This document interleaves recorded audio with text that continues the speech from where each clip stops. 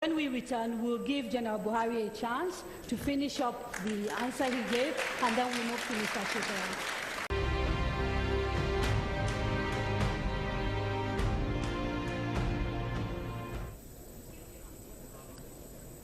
Welcome back. You are watching live the presidential debate hosted by NN24. Before the break, we were talking to General Muhammadu Buhari, one of the candidates, about his antecedents and whether, as a former military dictator, he actually has the right to ask Nigerians to vote for him. And unfortunately, we ran into problems with time, so I'd like you to conclude your statement and then we move on.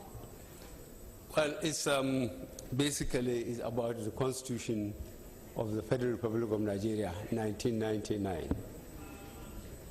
Every person of the age of 18 and above can aspire to any office, from councillor of a local government to the president. I am using that facility to ask Nigerians to vote for me.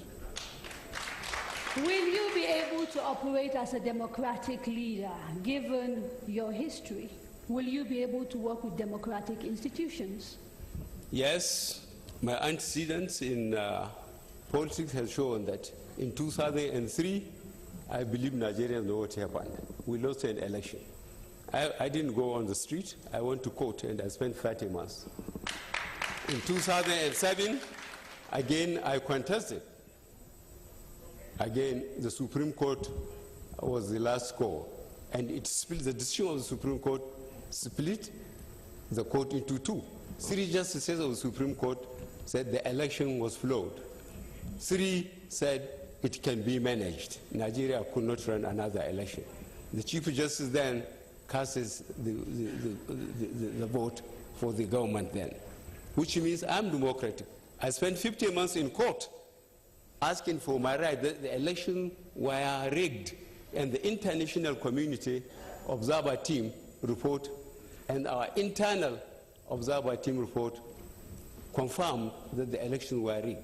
I didn't go to the street, I went to the court, and I spent 50 months in court between 2003 and 2008. Thank you very much, sir. I'm going to move very swiftly on to Malam Ibrahim Shekara. Now, Malam Shekara, Nigeria is a plural society, and yet in the state that you govern, Kano State, the Hisbah, which is the morality police, is known to brutally enforce Sharia, and in the process sometimes trampling on people's rights as enshrined in the Nigerian constitution. How do you reconcile this intolerance with your desire to be the leader of a country as diverse as Nigeria? Thank you very much. In the first place, I do not agree that the Hisbah was brutalizing and overriding the constitutional right of our citizens. We did not just wake up and create the Hisbah without going through the legislation. We used the same constitutional provision that allowed any state to create any policy, any program, any law that will maintain law and order within the state. The Hisbah is no more than what today you call community policing. We have the Hisbah in virtual evil community. Their duty is to ensure there is peace, there is law abiding, and this is exactly what they do. It is those who violate the rules of the land.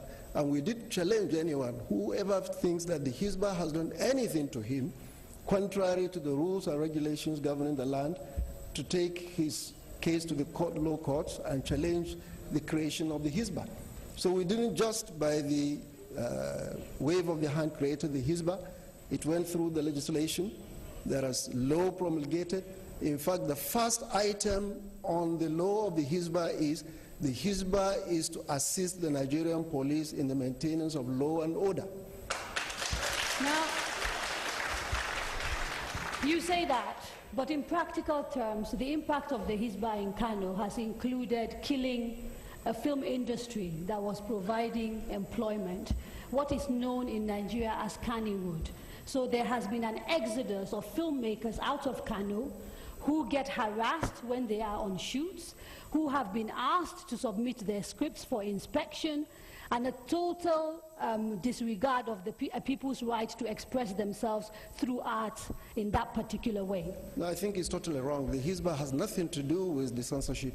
We have a full-fledged censorship board created by law through the legislation. And the censorship board has created rules and regulations governing the conduct of any film industry. We have a right to decide what is right for the community. A government has the moral responsibility to protect the right, the interest, the aspiration of the society. So all we did was to create, we said, if you want to register and run a film industry, you should comply with A, B, C, D, E, F. And we told anybody who feels that any of these rules or regulations contradicts the provision of the Constitution of the Federal Republic of Nigeria should challenge us in court, and nobody has done that anymore. Will you be...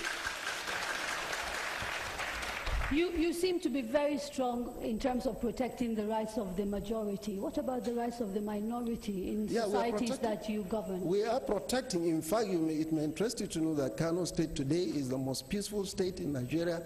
If you ask any of the so-called minority or the non-indigenous, they are quite happy, they are quite peaceful.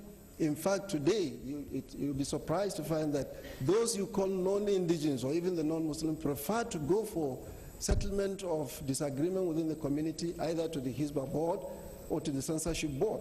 We don't have any problem at all.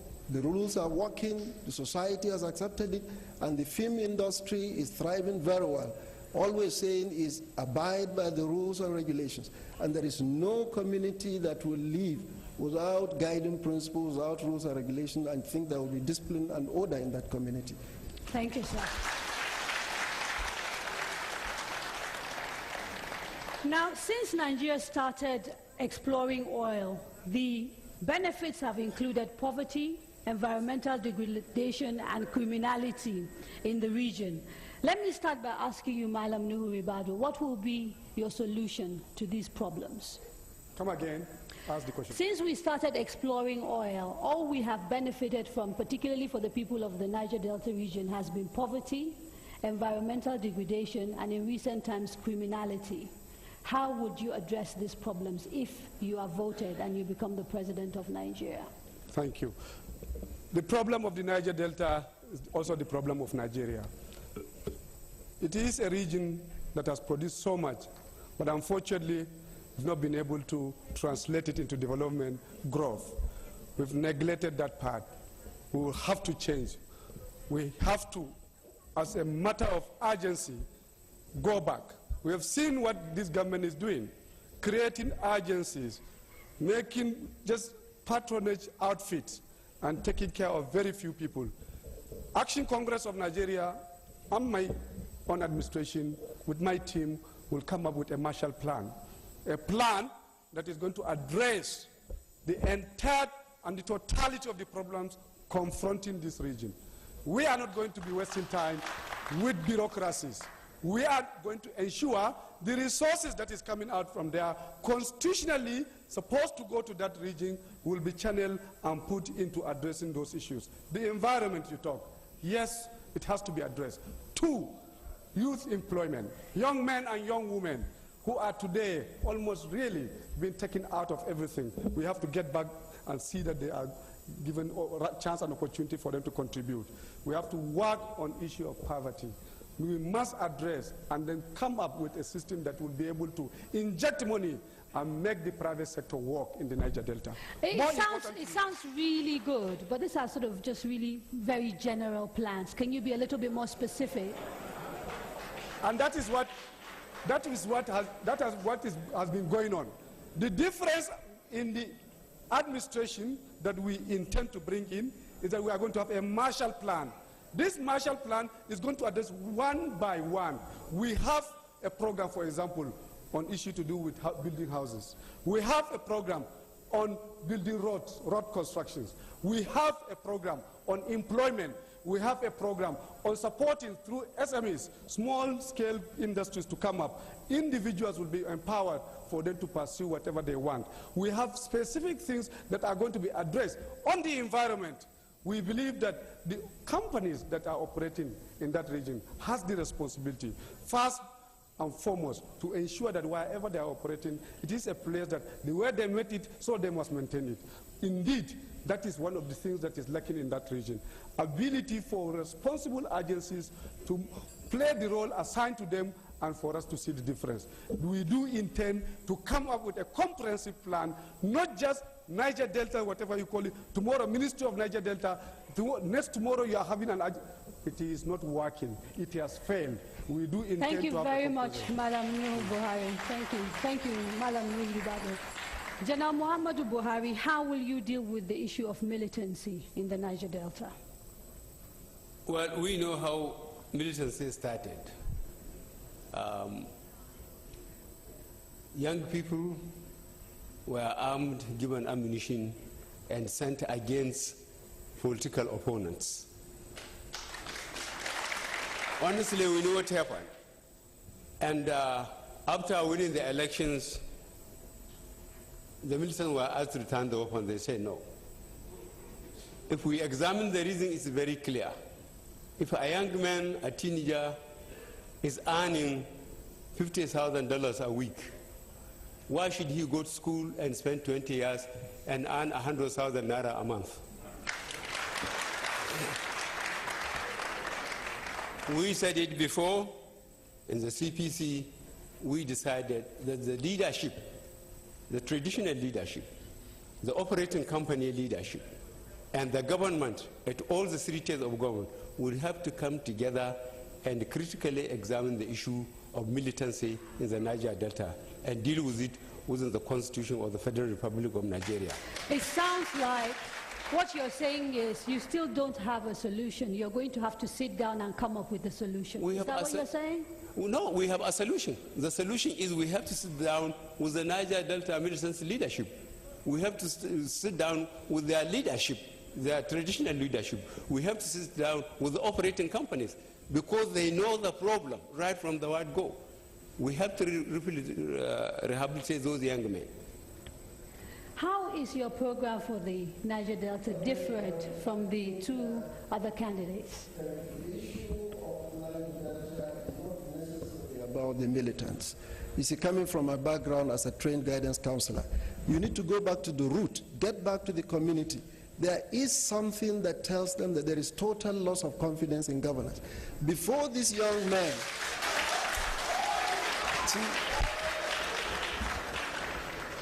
before you get these young men to start carrying weapons and harassing everybody, they must have had some inkling, some feeling that their leaders, their elders down there in their villages have the grudge that those governments at local, state, and federal government are not being fair to them.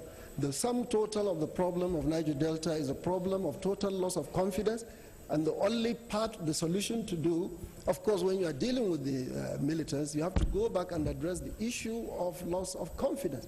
How do you address this local problem that they are having? Nobody seems to be going back to that. It's not about getting these militants and asking them to bring the weapons, giving them money. We've done that. The amnesty is no longer working. They are going back to the root because we have not addressed the issue